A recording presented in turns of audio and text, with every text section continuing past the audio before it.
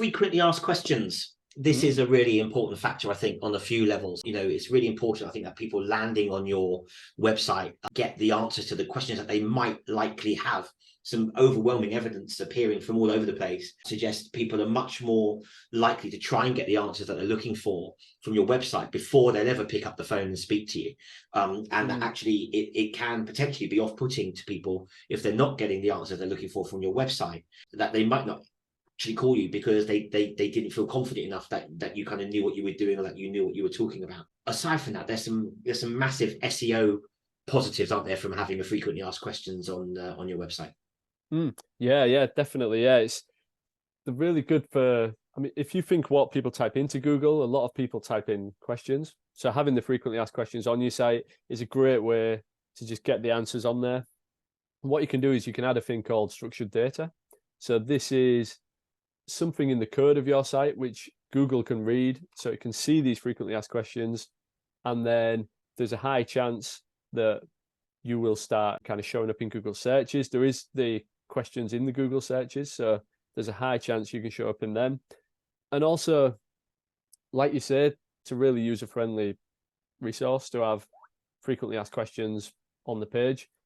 Great way of getting kind of content in, getting keywords in, stuff like that. They're really good at just providing the user with the answers to questions that they probably want to know. If you're doing SEO and these questions came up, what is H1 tag, what is Google Search Console, stuff like that, having the answers there is just super handy for Google and for the user. So yeah, frequently asked questions are something that I think most kind of, if it's like a service you provide or a product, I think it's really really paramount to get them in there. Yeah, it's a good thing, isn't it? It's probably before your time, and I'm sure you've heard of it, Matt. Is one of the original search websites was called Ask Jeeves.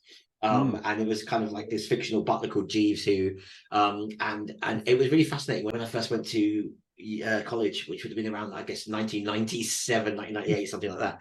And it was absolutely amazing. Everybody was kind of like typing these questions into this Ask Jeeves website, and you would present them as a question. And then when Google kind of came along, and you ended up with a situation where you would start searching just by words. And then, so the example I give is Ask Jeeves. You might type in, how old is David Attenborough?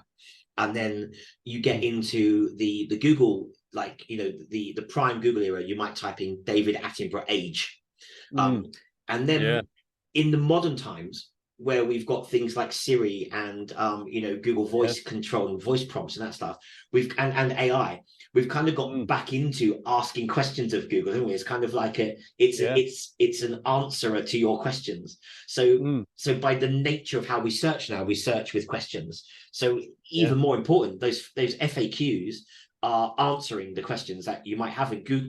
You're enabling Google to do its job a little bit easier, right? It's going to thank you for it ultimately.